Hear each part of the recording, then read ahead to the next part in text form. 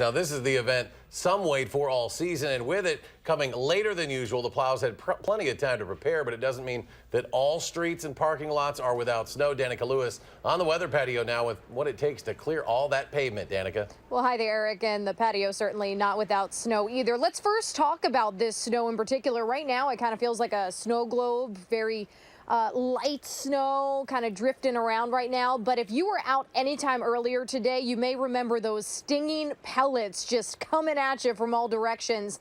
And I tell you what, those are just as difficult or almost as unpleasant to plow as they are to walk around in. On top of that, you add the wind and the snow drifts, and this stuff can be hard to clear up. Plenty of companies, though, out there trying to do just that today, clearing out parking lots and other areas. DRS Paving straps the plows on their trucks this time of year, but the company doesn't like to put out their crews until the snow has completely stopped, and any freezing rain could add another layer of complications with salting. You want to make sure everything is safe, but you also have to salt. But then when you plow, you just brush all the salt away, so then you have to come back and salt. So, you know, it's a process, but we signed up here. We live in Wisconsin, and it's just how you have to deal with it. So it's not necessarily the most efficient, but it's definitely the most effective, and it will keep everybody safe.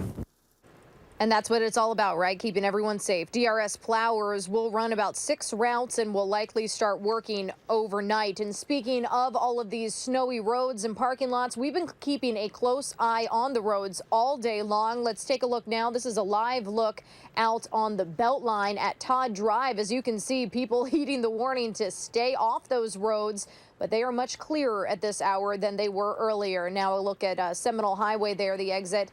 But right now, the DOT is saying to definitely stay off of the roads to our north. I-3990 from Madison to Portage, very icy, as well as 151 from Sun Prairie through Beaver Dam there. But with this relentless wind and snow and sleet, it may seem like your street hasn't gotten a lot of love. Madison crews, though, as you can see, very busy. 32 crews concentrating on city's main roads before turning their attention to neighborhoods, and plows won't stop moving on those major thoroughfares and salting streets until the weather has stopped.